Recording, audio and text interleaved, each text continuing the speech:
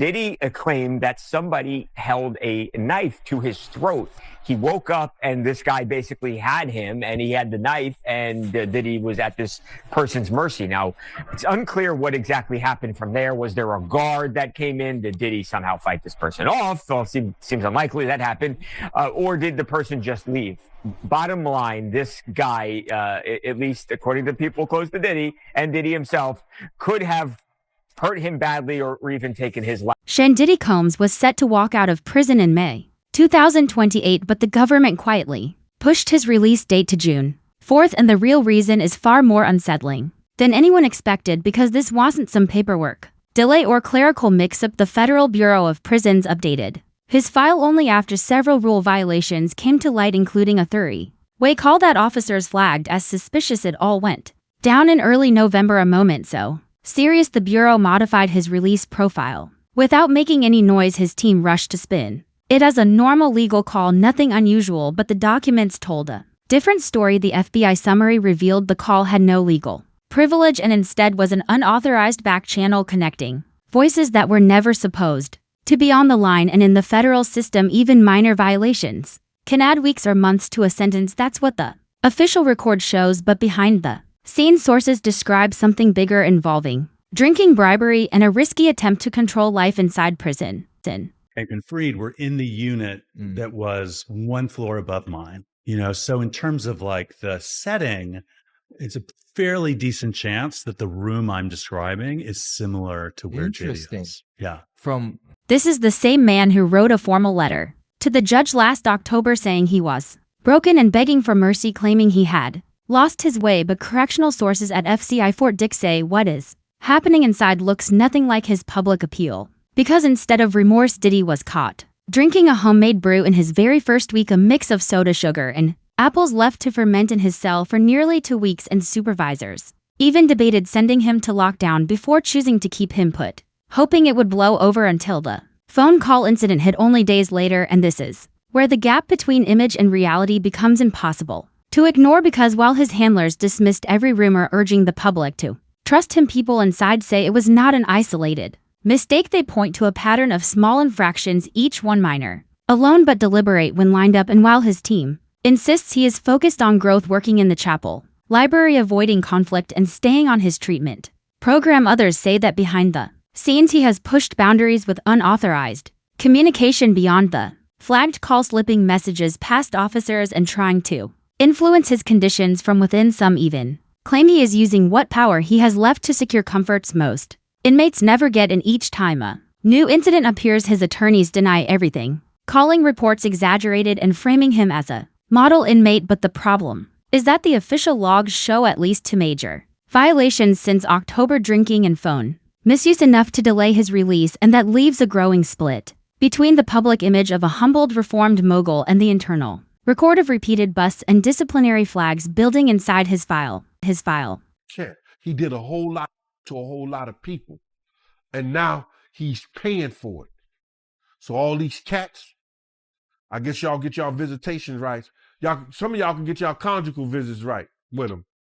I don't give a what makes this more than a story about a celebrity inmate acting up are the claims and context surrounding every detail, because reports say Diddy's original 50-month sentence was already far lighter than the 11 years prosecutors had asked for, after alleging a long-running conspiracy involving private gathering staff, intermediaries, and accusations raised by Cassie Ventura and another woman referred to as Jane, which prosecutors described as a pattern of illegal behavior. And while headlines in July focused on what he was acquitted of or found not guilty of, he was still convicted on 2 counts of transporting individuals for intimate purposes, charges that each carried up to 10 years. Yet his final sentence came in at less than half of what the government wanted, sending its own message. But that outcome also came with a warning, since judges can revisit release when rules are reportedly broken, and that is what sources say happened in November, and these alleged prison missteps tie into a much larger legal storm still surrounding him, since he is still fighting over 100 civil lawsuits, many linked to attorney Tony Busby.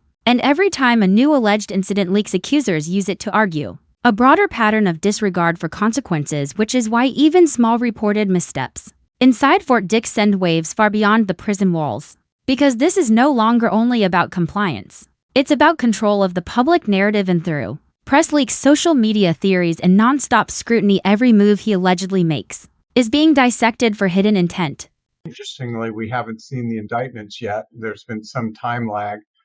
I suppose it will take some time to go through all the forensic, evidence. Because here is the real question: are these alleged violations just reckless mistakes, small acts of rebellion from a disgraced celebrity struggling with limits? Or is Diddy using his time inside as another move in a long-running effort to manage his legacy? Insiders familiar with life at Fort Dix say it is hard to tell where coincidence ends and influence begins, and the timing keeps raising eyebrows, with each reported infraction appearing just as another wave of legal challenges approaches, and every public denial from his team followed by another entry in the Bureau's file. Behind every headline there is a battle of narratives, Diddy's version presenting himself as a misunderstood self-reforming superstar, and the government's version suggesting that even behind bars rules may stretch for those with money, connections, or strategy. But prison walls cannot hide everything, and what is reported to be happening behind the scenes now could shift everything, because these alleged violations are not just footnotes, they are potential turning points that lead many to ask, if he is breaking rules now, what was happening before incarceration? And these incidents do not look isolated when viewed against the long trail of claims reaching back to the courtroom, where he avoided the most serious racketeering convictions, but was still found responsible for conduct involving travel linked to private encounters. And during that trial, Cassie Ventura offered sworn testimony describing years of intimidation and control, while Diddy's camp rejected her account as fabricated, which mirrors the same pattern we keep seeing: public deflection on one side, and on the other side in documents and whispered conversations among attorneys. Talk of people who say they felt pressured or who reportedly signed agreements to stay quiet. I'm sorry, I'm just really, I'm in this moment right now. This is crazy. Sorry.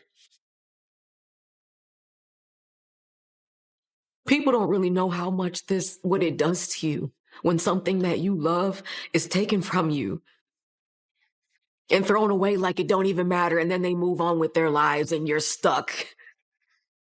You're stuck during those years. You're still stuck 21 years later. That trail is longer than most people realize, because in the closing weeks of the trial, former partners described not only private gatherings and alleged physical aggression, but an entire culture they said was built on loyalty, secrecy, and pressure. And Ventura's account was not the only one, as Jane also testified about gifts, financial control, and what she described as relentless pressure behind closed doors. And together their stories offered a picture of a man surrounded by yes men and protected by a wide-reaching operation, all while Diddy himself denied every accusation, and his attorneys labeled the lawsuits as attempts to gain publicity. But that strategy appears to be under more strain than ever, as more claims surface, more documents circulate, and more insiders step forward, creating a growing narrative that is harder for his team to contain. Anyway, I'm happy to go.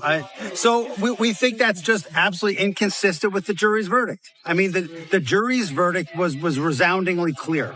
There was no trafficking, there was no racketeering, everything was consensual, everything was adult, which is why he was convicted only of the prostitution offense.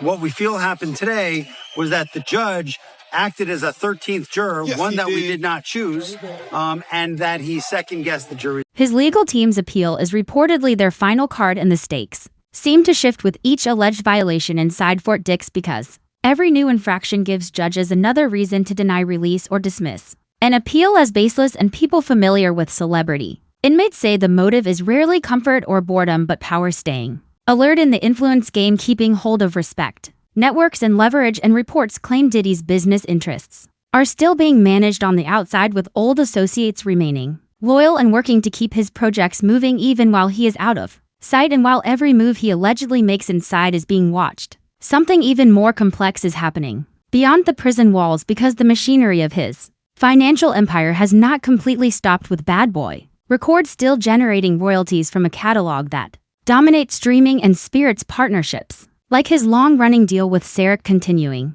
under existing contracts. And insiders from the business world say money still moves through older structures, shell companies, and trusts. But with his name becoming increasingly controversial, the real question is who, if anyone, is still willing to operate the levers of the empire he once controlled. Lawsuit specifically challenges allegations suggesting that Mr. Combs and his involvement in the 2018 of his former partner Kim Porter, whose passing was officially attributed to natural causes by the Los Angeles County. Against this backdrop, whispers circulate that Diddy's recent prison incidents may have a purpose beyond simple rebellion. As longtime observers speculate that the alleged non-compliance is not about boredom but a calculated move meant to divert attention, keeping media focused on small dramas while larger financial maneuvers unfold in the shadows, leaving both rivals and allies wondering whether each new headline is a smokescreen meant to aim scrutiny in the wrong direction. And what becomes clear in these discussions is that as money reportedly shifts and legacy brands face mounting pressure, the myth of Diddy's invulnerability appears to be fading and control seems to be slipping, because in an industry driven by perception and profit, every management shakeup, every paused partnership, and every quiet endorsement drop sends shockwaves through an ecosystem he once influenced with a single call. And now the conflict extends beyond legal vindication or the hope of an early release, and instead centers on whether the empire he built can continue to operate without its architect actively pulling the levers. To be honest with you, this is going to be a great PR thing for Trump. So how do things get leaked? They get leaked when people want you to know what might be happening. You know what I'm saying? Yeah. Now, at the same time as this news came, like literally right before this news broke, there was a notice filed by Diddy's attorney, Alexandra Shapiro, who is in charge of his appeal. And they basically just put the court on notice that in 4 to 6 weeks, they're going to be appealing. Against this backdrop, whispers circulate that Diddy's recent prison incidents may have a purpose beyond simple rebellion. As longtime observers speculate that the alleged non-compliance is not about boredom but a calculated move meant to divert attention, keeping media focused on small dramas while larger financial maneuvers unfold in the shadows, leaving both rivals and allies wondering whether each new headline is a smokescreen meant to aim scrutiny in the wrong direction. And what becomes clear in these discussions is that as money reportedly shifts and legacy brands face mounting pressure, the myth of Diddy's invulnerability appears to be fading and control seems to be slipping, because in an industry driven by perception and profit, every management shakeup, every paused partnership, and every quiet endorsement drop sends shockwaves through an ecosystem he once influenced with a single call. And now the conflict extends beyond legal vindication or the hope of an early release, and instead centers on whether the empire he built can continue to operate without its architect actively pulling the levers. So it's just another form to silence a man, humble a person. You know how sometimes you got to humble somebody? You're right. Yeah, I think he's being humbled right now, which it took a long time. It takes a long time to humble an arrogant person.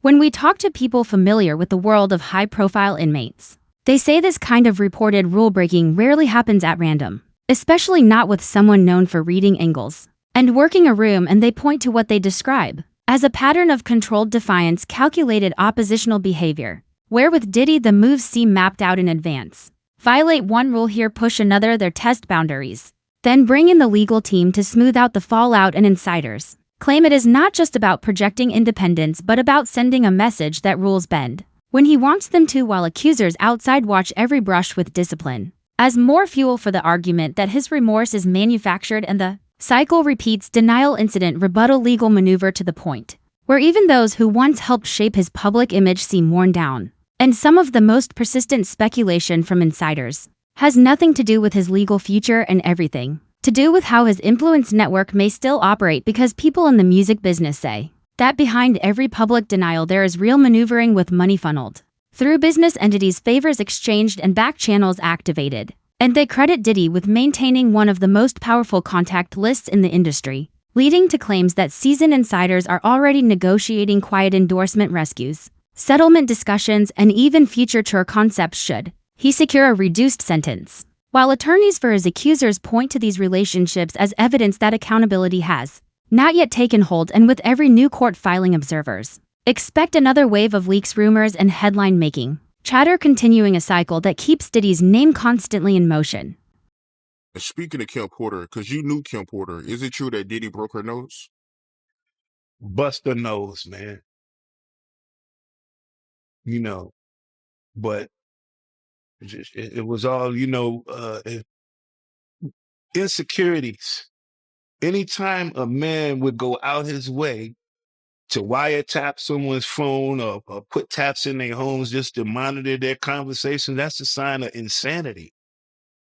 So when you see someone doing that, you can imagine. Let's not forget the psychological angle that legal and behavioral experts emphasize, because the bigger picture impact of reported defiance from inside is something they say cannot be ignored, since federal time is meant to level the playing field. But for celebrities like Diddy, it can become a stage for more elaborate performances, and one forensic psychiatrist we consulted says power-driven defendants often use small violations as signals to keep inner circles loyal and enemies unsettled. And what some observers find unique about Diddy's alleged behavior is the timing, because he appears to challenge the system right when his legal future is most fragile, almost daring the Bureau or his adversaries to react. And the day after each reported infraction, his public relations response seems to surge with spokespeople insisting he is committed to sobriety, discipline, and growth, or claiming rumors are irresponsible. Yet every pushback is followed by more details surfacing: penal code citations, unit transfer threats, new